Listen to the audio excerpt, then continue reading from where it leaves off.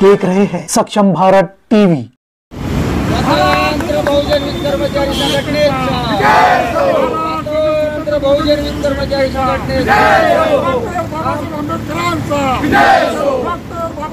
आंबेडकरांचा छत्रपती शिवाजी महाराजांचा छत्रपती शिवाजी महाराजांचा छत्रपती शाहू महाराजांचा छत्रपती शाहू महाराजांचा क्रांतिज्योती महात्मा ज्योतिबा फुलांचा क्रांतिज्योती महात्मा ज्योतिबा फुलांचा कामगार एकजुटीचा कामगार एकजुटीचा आवाज दो आवाज दो। केंद्रीय अध्यक्ष महाराष्ट्र राज्य स्वतंत्र बहुजन वीज कर्मचारी संघटने या संघटनेच्या माध्यमातून महाराष्ट्रामध्ये वीज कर्मचाऱ्यांच्या संदर्भामध्ये आणि वीज मंडळाच्या हिताच्या दृष्टिकोनातून वीज कंपन्यांच्या हिताच्या दृष्टिकोनातून स्वतंत्र बहुजन वीज कर्मचारी संघटना ही कार्यरत आहे। महाराष्ट्र राज्यामध्ये 16 झोन महावितरणच्या झोन शाखांपैकी 13 झोन शाखांमध्ये संघटनेचं कार्य हे मोठ्या जोमाने सुरू आहे।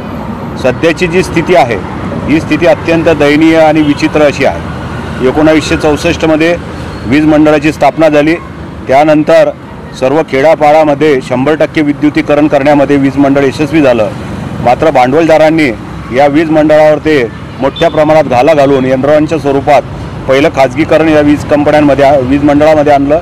एनरॉनच्या नंतर वीज कंपन्यांचं खाजगीकरण कशा पद्धतीने होईल हे राजकीय हस्तक्षेपामुळे मोठ्या स्वरूपात सुरू झालं आणि आजची अशी दयनीय स्थिती या देशामध्ये आहे, या राज्यामध्ये आहे की वीज मंडळ आणि वीज पारेषण जनरेशन आणि वितरण कंपनीच्या तिघं कंपन्यांमध्ये आता मोठ्या स्वरूपामध्ये खाजगीकरणाचं वारं हे सुरू झालेलं आहे आणि प्रामुख्याने अदानी अंबानी या ग्रुपला मोठ्या स्वरूपात हे खाजगीकरणाचं जाळं दिलं जात आहे। याला आमचा प्रखर विरोध आहे।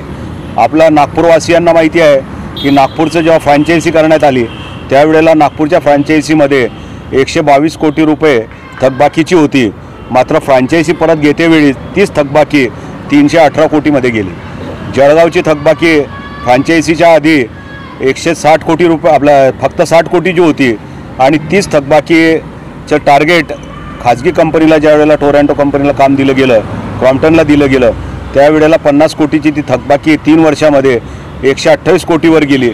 अशा पद्धतीच्या खाजगी क्षेत्रामध्ये फक्त व्यवसाय हा नफ्याच्या दृष्टिकोनातून केला जात असल्याकारणाने स्वतंत्र वीज कर्मचारी संघटनेचा स्वतंत्र बहुजन वीज कर्मचारी संघटनेचा या खाजगीकरणाला आणि या समांतर वीज धोरणाला प्रखर विरोध आहे आणि या विरोधापोटी आम्ही पूर्ण राज्यभर अशा प्रकारचे जनजागृती, कर्मचाऱ्यांमध्ये जागृती, ग्राहकांमध्ये जागृती करण्याचा प्रयत्न हा सर्व स्तरावर करत आहोत आणि खाजगीकरण थांबवण्याचा आमचा हा प्रमुख उद्देश आहे। आणि त्यापोटी आज नागपूरमध्ये पहिल्यांदा या नागपूर परिमंडळाच्या कार्यालयासमोर संघटनेच्या वार्ताफलकाचं अनावरण आम्ही केलेलं आहे। या ठिकाणी आमचे 4 ब्रँचेस स्थापन झालेले आहेत। जवळपास 264च्या जवळपास सभासद संख्या आमची या ठिकाणी झालेली आहे आणि आज हेच क्षेत्र आम्ही सर्व महाराष्ट्रात सुरू केलेलं आहे। धन्यवाद। बरेच असं होतं आहे की कार्यावर असताना एखादा कर्मचारी जो आहे यावर काफी त्यांची मृत्यू होतो आहे पण त्यांचा मोबदला या मग त्यांच्या परिवारांना मिळणारा मोबदला जो आहे वेळेवर दिला जात नाही। असे बरेचसे मुद्दे असे आहेत की ज्या वेळेला फेडरल ॲक्सिडेंट होतात त्या फेडरल ॲक्सिडेंटच्या चौकशीकरता मॅनेजमेंटने ती तात्काळ प्रोसिजर राबवायला पाहिजे, ती राबवली जात नाही।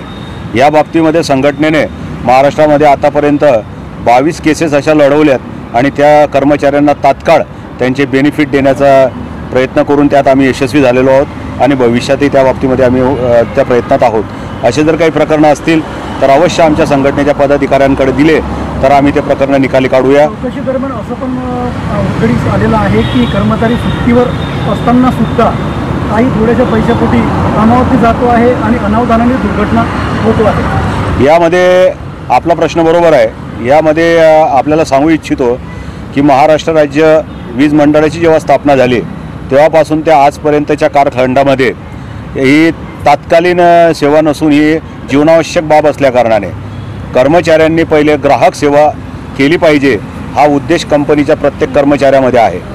आता काही ठिकाणी अशी परिस्थिती निर्माण होते की एखादा कर्मचारी विकली हाफ असतो, साप्ताहिक सुट्टी असते किंवा तो त्याच्या वैयक्तिक रजेवर असतो आणि तो जर कुठं गेला नसेल आणि घरी असला आणि त्या प्रिमायसेसमधली लाईन जर गेली तर त्या जनतेचा रोष वळवून न घेता तो सुट्टीवर असताना देखील काही ठिकाणी तो काम करत असतो आणि ग्राहकांना प्रामाणिक सेवा देत असतो.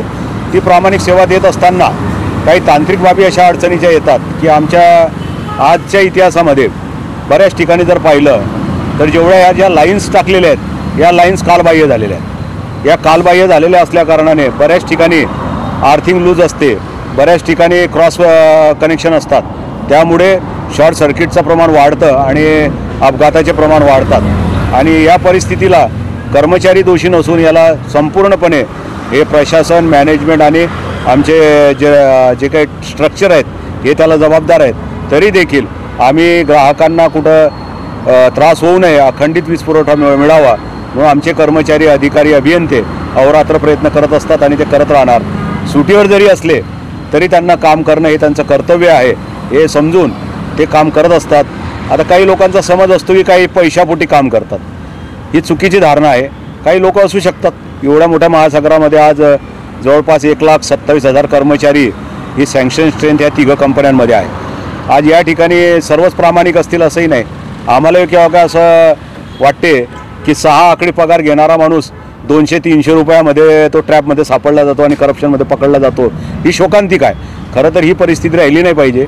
सर्व कर्मचारी, अधिकारी, अभियंत्यांना आम्ही जाहीर आवाहन करतो की आपल्याला ज्या उद्देशाने नोकरी मिळालेली आहे, समाजसेवेचं संधी मिळालेली आहे, ती प्रामाणिकपणे आपण केली पाहिजे आणि अशा पद्धतीने अवातर मार्गाने पैसा स्वीकारून काम करणं हे संयुक्तिक नाही, हे आम्हालाही योग्य वाटत नाही. आत्ताच शासनाने नवीन एक जी.आर. काढलेला आहे. डॉक्टर बाबासाहेब आंबेडकरांनी 12 तासाचे 8 तास केले 1942मध्ये. 2025मध्ये फडणवीस सरकारने ते 8 तासाचे 12 तास केले. यावरती आपली बहुजन कर्मचारी संघटना काही ॲक्शन घेणार आहे? आमचा या निर्णयाला फार विरोध आहे. त्या परिपत्रकाची होळी आम्ही केलेली आहे आणि डॉक्टर बाबासाहेब आंबेडकरांनी ज्या 12 तासाच्या 8 तासाचा जो मुद्दा दिलेला होता तो रास्त होता.